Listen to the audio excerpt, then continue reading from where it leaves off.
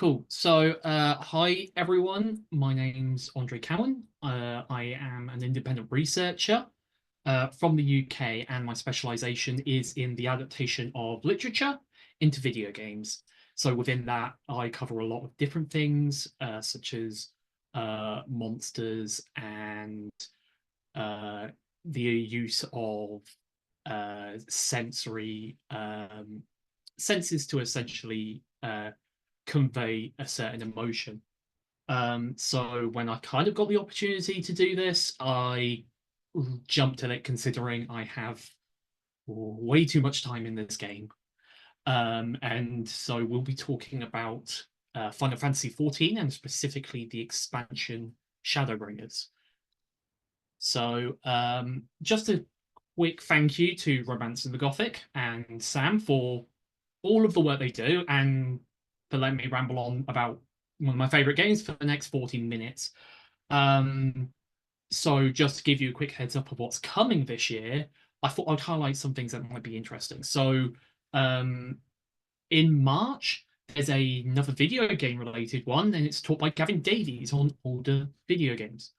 If, like me, you have a soft spot for analog horror, uh, Eli Dolliver has a talk in May, and this one is a very personal one to me. If you want to learn about the Epic of Gilgamesh in November by Erica Coto Ferreira, um, I put that in my thesis quite a lot. So honestly, it's just a personal thing for me. I did struggle to get this down to three, and I didn't even look at all the ones that are on the YouTube channel. So feel free to go and have a look at those. I would highly recommend them. So I'm going to do a quick breakdown of how we structured it, what we're kind of getting into, and I'll provide just so everyone's kind of on the same page. So first, I'll provide an overview of the Gothic, what that means. Then we'll talk about the cultural artifact in question, so that is Final Fantasy XIV. From that point, we'll discuss story, how the game builds up towards an expansion that takes place with darkness being the positive attribute. So there will be slight spoilers for the game in case anyone is worried about that. But I will preface there's only one point we go slightly beyond Shadowbringers. So with that established, we can then get into the crux of the talk. So the juxtaposition of darkness and light compared to other expansions, how Square Enix, the developers of Final Fantasy XIV, created horror based in light, the cultish worship that goes on within the game, the monstrous sin eaters, and we'll round up with kind of the look at the soul of the player avatar. So first, let's lay down some foundation about the game and about the Gothic. Just so, in case someone is not quite versed in either of those, everyone kind of gets a base idea on this. So first, what is the Gothic? Well, there's not necessarily a one sentence answer to that question, nor is there only one answer. So some say that the Gothic is a specific mode of social commentary, one which critiques the contemporary situation through an uneasy return to a certain vision of the past or through a recourse to an equally perverse image of the future.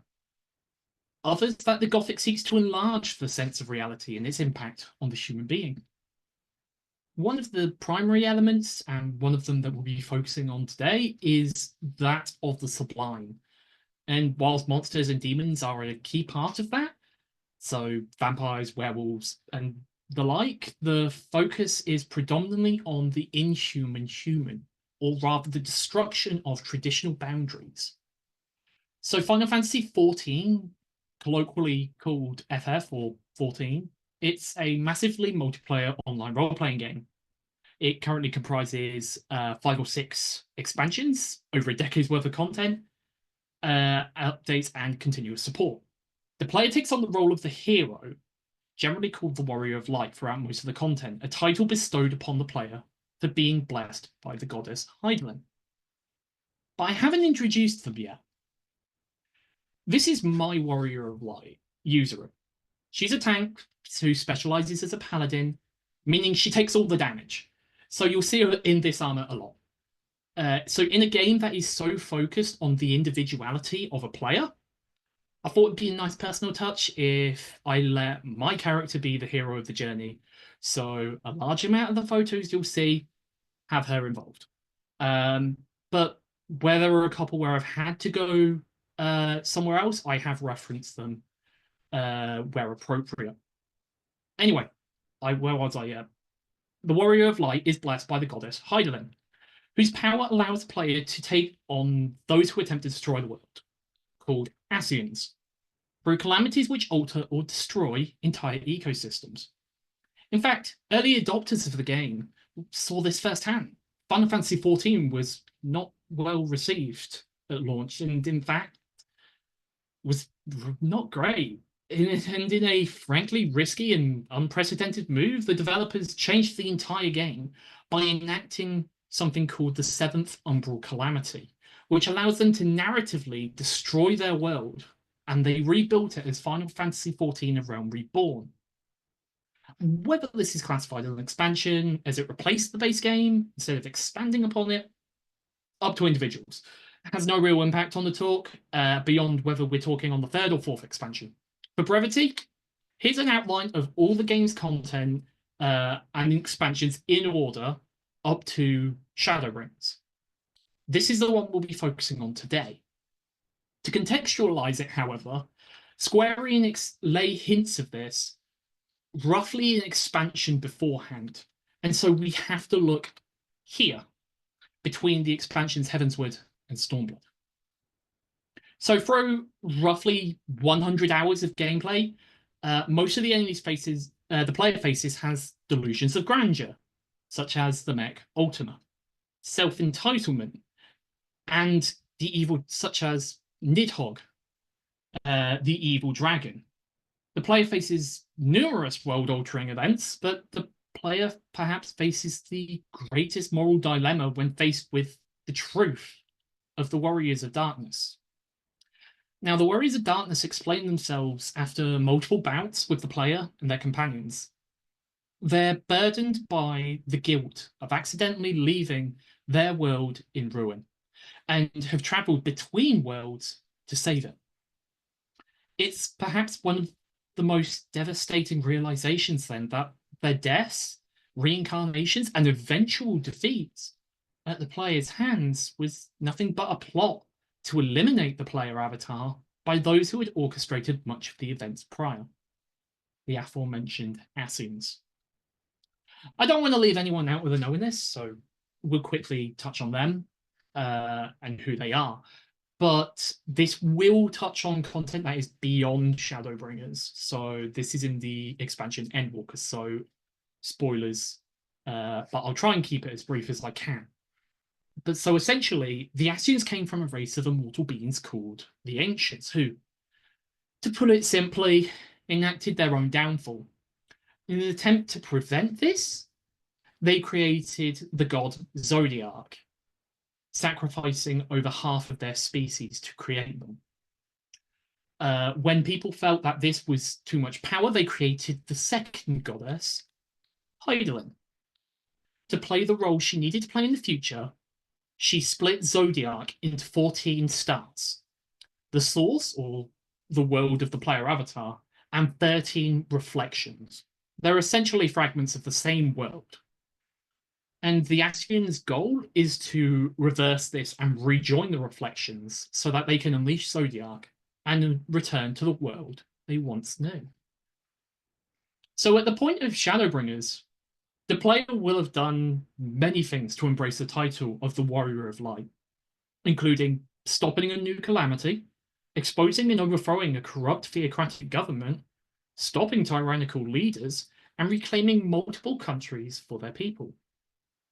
Yet, when the player's soul is teleported to the first, a world in which light has run rampant, destroying most of the planet and fundamentally changing everything that remains,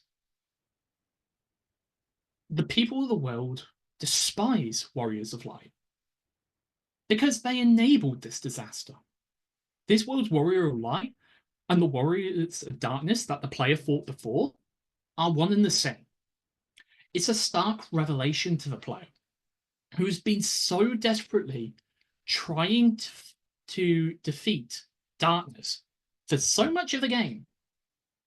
But now to save this foreign world and their home of Eorzea, they must fight the light. Traditionally, when we think of the Gothic, especially in the West, we think of darkness and the monsters that dwell within it. We think vampires, werewolves, zombies, Frankenstein monsters, those sorts of things. We expect them to almost masquerade as human and for nighttime to be their domain. Is we fear what we cannot see, what we cannot comprehend or explain. The light is not traditionally conducive in horror, so then how does a video game, and one of the least frightening, a MMO, which has thousands of players, provide a Gothic experience where the reward is the tranquility of darkness? We see this play out in many different forms within the expansion. The Wave of Light, the Sin Eaters, the Cult, the Knights Blessed, and even the player avatar's own involvement. Let's start with the most obvious thing, light. So the day-night cycle occurs within the game roughly every 70-ish minutes. I checked this. I thought it would be 72. It's not. It's apparently 70. And apparently half of that time is day, half of that time is night. So 35 minutes each. Weather is also interspersed with this and lasts roughly 8 hours. So 23 minutes roughly in real world time.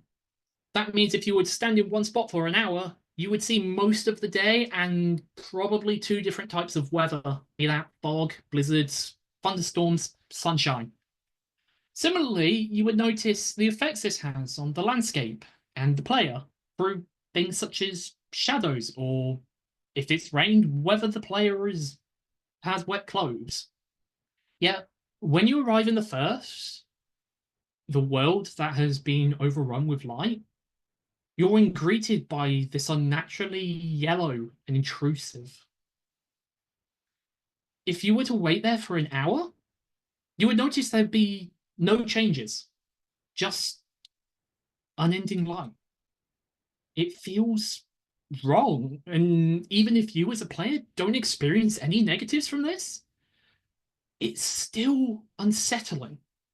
Players slowly lose track of time in game, and especially if the Eorzea time clock is disabled in the heads-up display. This light obfuscates time within the game, something which is already confused by the timescale difference I highlighted. And as you can see in the top right-hand corner of the screen, I circle that the time of the world is 8:45 p.m. On the left is after I'd exited the expansion and was taken at roughly 8:50 on the server. You can see there is a massive difference between what is there and what should be there. But the lack of weather on top of this makes this world feel stagnant, as if it's stuck in a moment of time, unable to move forward, like a painting. Everything is the same day in and day out, something the people have lived with for over 100 years. It's as if when the primordial light was frozen in place by the spirits of the warriors of darkness, the world that survived also froze. So then why does this work as a symbol of horror? Well, I mean, I said it just stagnated the world, but it's more than that. Up until this point, the player has operated on the idea that darkness is equal to evil. That is manipulated and used by the Ascians to bring about the end times. They utilize the Void and its inhabitants, the Void Scent, as pictured on the left, to attack the player and their allies, to enact their plans and traverse the worlds. Every step along their journey has been as the warrior of light, that the light can only be good. Yet this expansion explores the need for an equilibrium, that it's not necessarily overwhelming darkness that causes calamity, but that both can be overwhelming and cause harm. Inherently, neither has to be dangerous, but only in excess and lack of the other does it become a threat to the worlds. It is in the wake of this stagnation that there are those who have come to believe that the light is a curse. So let's talk about the Knights Blessed, the cult I mentioned earlier. It's a cult that resides within the Raktika Greatwood area, and it's believes that the light is some form of curse, and to speak one's name in the light is to expose yourself to it. And as such, pseudonyms have to be used. The character on the left is the character Ishtola, and the player will have gone through all of the expansions alongside her. Within this expansion, she's known as the name of her teacher, Master Matoya, for this specific reason. So within the narrative, when the player enters one of the sanctuary caves, they undergo a ritual where they have to kneel so that the light can be washed off of them. The light is deemed impure, a malignant force which is to be feared, and so the Knights Blessed perform such rituals to avoid being tainted by too much exposure to the light. Potentially, this ritual came from the concept that the Sin Eaters, the monsters that spawn from the Wave of Light, and they're trying to hold this off. So let's talk about the Wave of Light itself. It's the physical manifestation of the disaster, and it dominates the landscape of the Amarang region. It's a reminder of the danger light poses, like a sword of Damocles. It's frozen, not gone.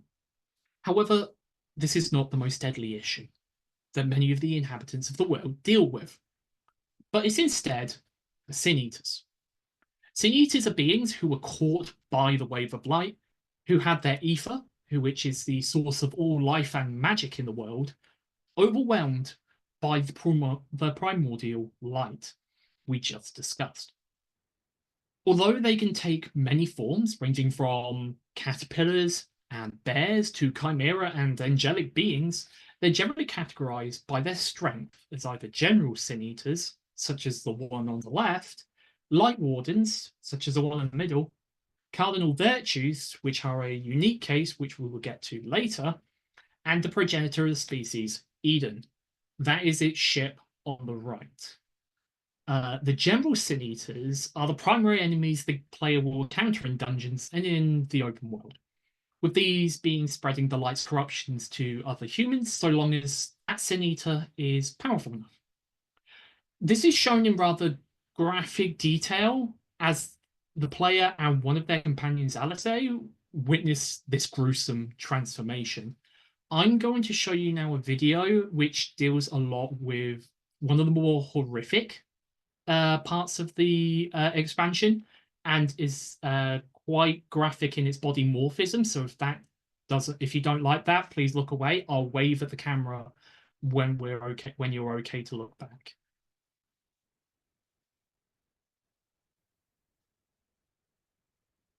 So for people on YouTube, the video we watched is linked in the description if you want to see what we just saw.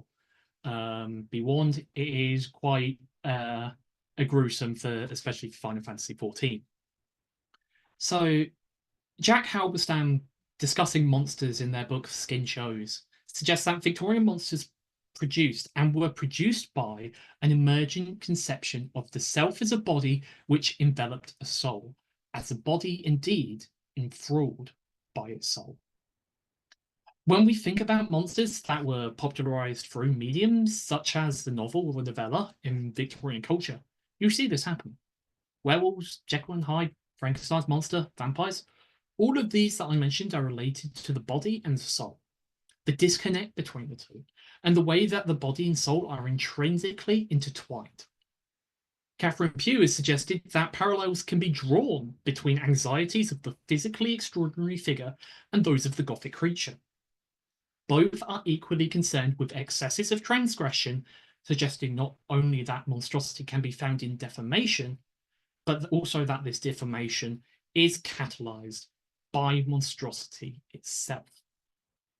This is something that can be seen in many Gothic stories. In the original novella, The Strange Case of Dr. Jekyll and Mr. Hyde, Hyde's physical form reflects the change in personality from Dr. Jekyll whenever he takes his potion. Now, the original story has the titular character end up unwillingly transformed without the aid of his potion, eventually leading to him being stuck in the form of Hyde, his body moulding to match the soul of the inhabitant. The same can be said of the Sin Eaters within Shadowbringers, whereby a victim's very soul is tainted and the body reflects this person, warped beyond recognition. Their ether, their very life essence, becomes tainted, and their body adapts to it.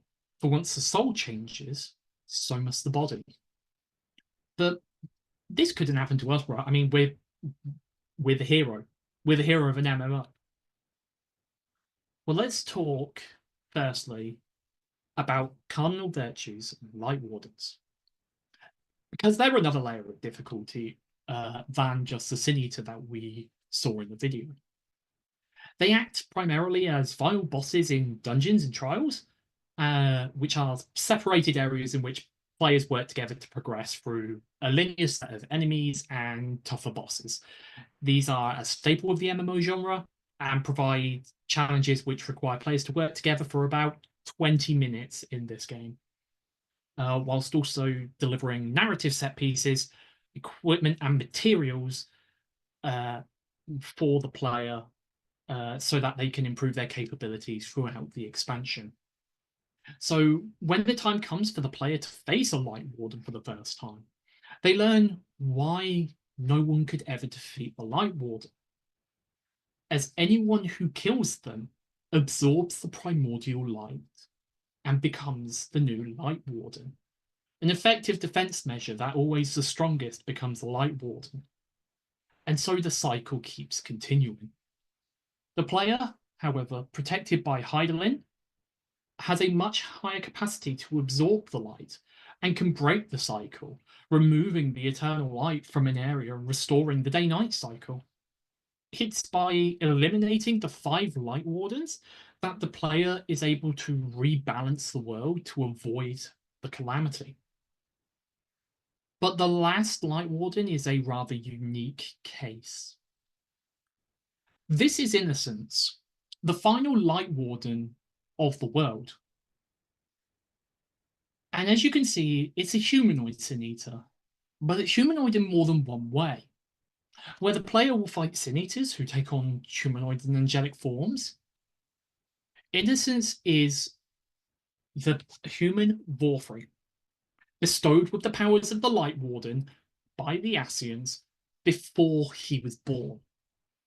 And now he uses that power to reside over the city of Yulmon.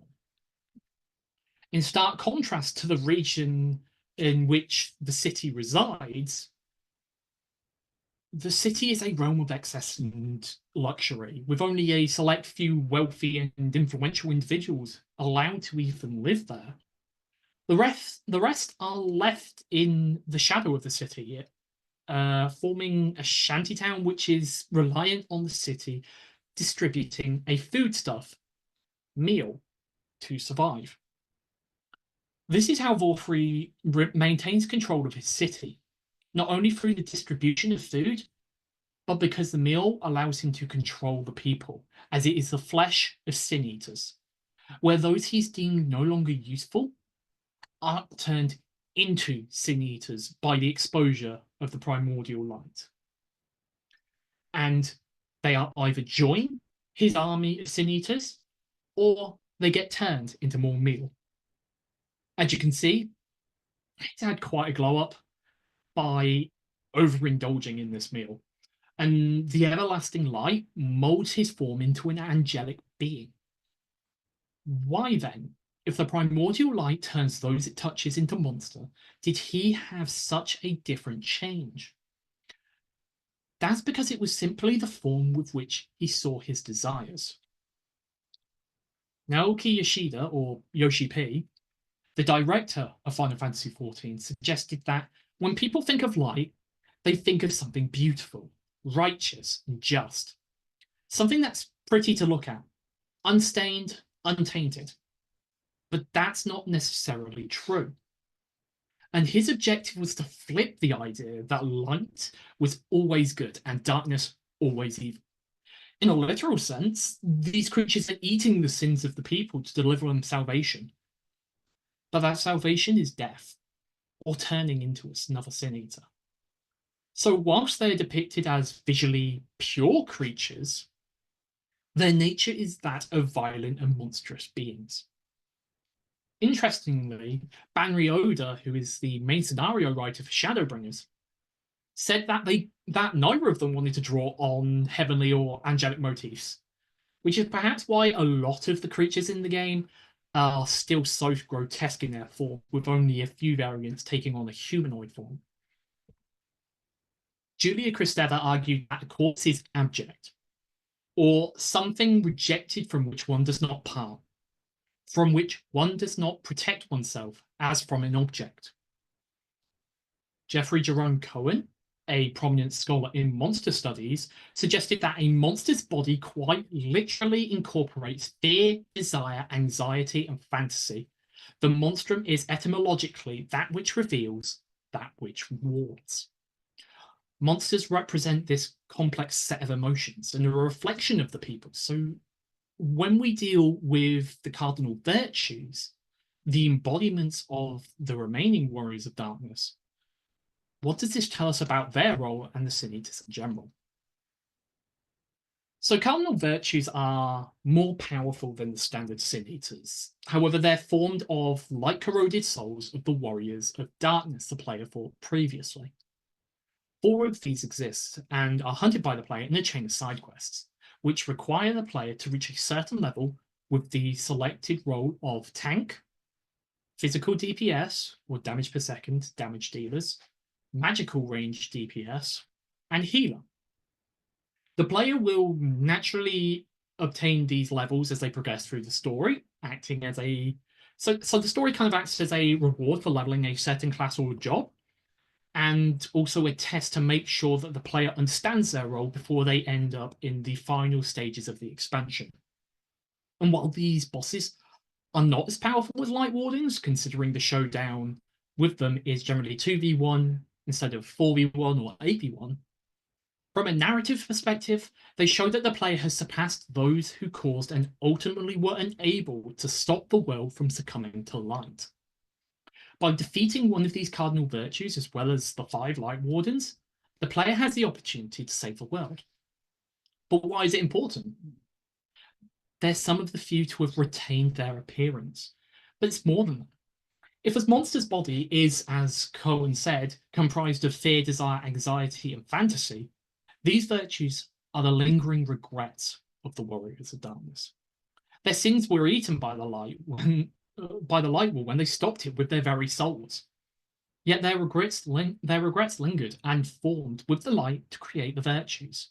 By Cohen's logic, they would never been able to transform, as these elements of a monster could only be fulfilled by themselves. Secondly, as Kristeva pointed out, the corpse seen without God and outside of science is the utmost of objection.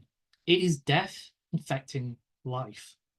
The monstrousness of these figures is amplified by the idea that their souls and desires still exist within their twisted forms, and that the player may succumb to it as well. During the process of restoring the darkness, the Warrior of Light becomes overwhelmed by the light and threatens to turn into a monster twice. First time, the Exarch, the ruler of the Crystal Tower you arrive in at the start of the expansion, attempts to take the excess light into the rift, only for the Ascian Emmet Selk to stop the spell by shooting him.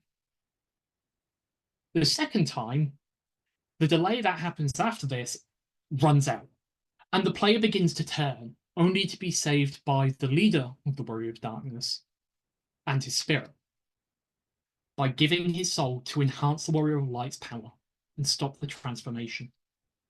We see a glimpse of the player from Emmet Selk's perspective, where he sees an ancient, specifically one of his friends, Azam. The player and Ardbert are one and the same. They are fragments of Azam. And Ardbert's ghost, which has been talking with the player throughout the expansion, understands the connection the player has with him.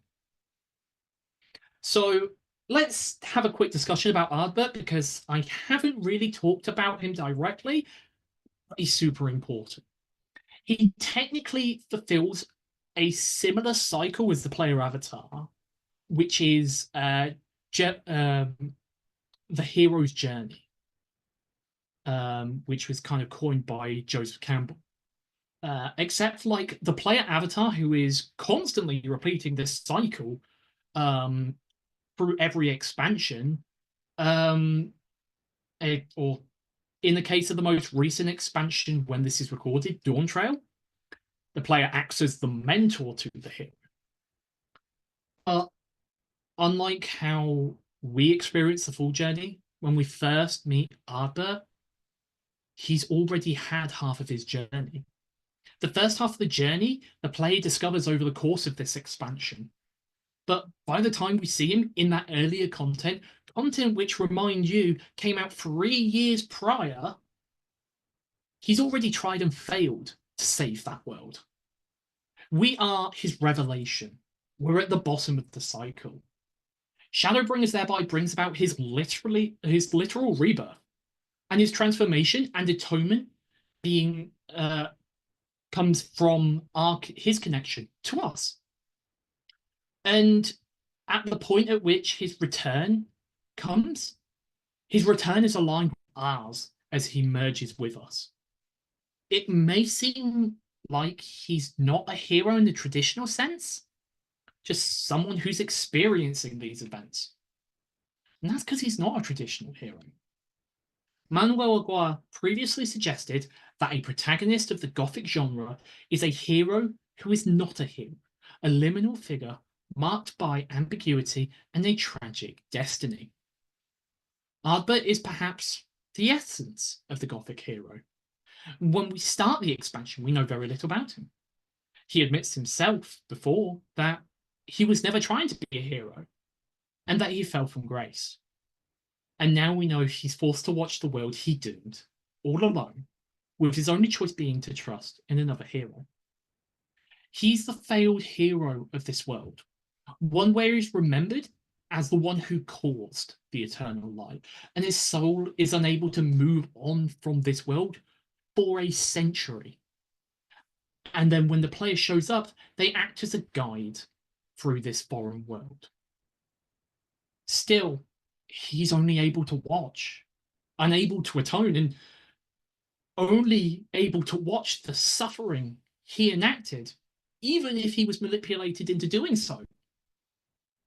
In his words, my hands find no purchase, my gestures catch no eye, and my pleas, be they whispered or screamed, reach not a single ear. It's something that's shown in graphic detail when, in his desire to save a guard who is injured, he's unable to interact with them. He's unable to yell at them that a Sin Eater is coming, and he's unable to kill the Sin Eater as his axe goes through them. Just as in Dracula, where the heroes were caught up in the events of the book by Jonathan Harker's job to help the Count purchase a home in London, the Warriors of Darkness are a band of adventurers who did not want to be these heroic figures, who were pushed into the role by external circumstances. In fact, this entire presentation has highlighted what Tanya Krasinska has previously described as the 5 major coordinating nodes of the Gothic. The false hero, as I just addressed, the mise-en-scene, which is reflected by the uncanniness of the never-ending light covering the world, the representation of effective emotional states, such as discomfort, disorientation, as we talked earlier, from the lack of the day-night cycle, as well as the disturbing natures of the Sin Eaters and the revelation about Mio. Style, or the aesthetic choice in making, utilizing pure light as monsters, and function, which in this case is meant to subvert a player's expectations of light and dark. Earlier, I talked about the body and the soul, how the Gothic and its monsters focus on the relationship between them, and how these are relatively popular within the game, or within the genre, even. Perhaps it's fair then that not only are the enemies in the expansion an expression of the warped soul and body, but that The player avatar is the embodiment of a broken soul. As Lisa Hopkins points out, the Gothic genre's principal characteristics are a concern with the fragmented and often double-natured of the self. In this sense, the reveal of Ardbert being a fraction of the soul of the hero is a revelation in a key way. In this sense, pardon me, each player is a fraction of the Warrior of Light. It's something of subconscious, but we kind of already knew this. This was a character who, at the start of the game, we knew nothing about. Only that we took charge of them. And then we ascribed our own play and decisions onto them. We dress them differently. We play them differently. Some are musicians who form bands, playing Eye of the Tiger. Others form groups to create nightclubs, some safe for work, some not so much. Some mine, some fish, simply create items, make as much money as they can. And some dress up as Super Sentai characters and do fashion shows. Some even just play to fight harder and harder enemies. But narratively, each one of these is identical. Similar to how Ardbert is a reflection of the Warrior of Light, each player is a reflection of the Warrior of Light. Each individual plays the same story and is the Warrior of Light in their own game, yet interacts with hundreds of other players just by going into the city. Hundreds of other Warriors of Light. Perhaps the Warrior of Light was never intended to be an individual, but was comprised of the many individuals along that journey. Whether that be in dungeons, free company, or guild, in player versus player, or even in the city, sitting on the steps, playing Michael Jackson songs. And although we didn't get to talk about a load of different things, which also ascribe the Gothic to the game, such as story arcs of Reen, Emmett Selk, Soul Crystals and Jobstones, and perhaps the most impactful location of the expansion, Amarot, the focus was on the Gothic light, and covering a 40-hour experience in 40 minutes means, unfortunately, there was just not enough time. Still, I would encourage as many people to experience the game for themselves as possible. It's truly filled with a lot to be discussed and experienced, both from an academic perspective and just as a general piece of media. And thank you for watching, and please listen to the Namazu.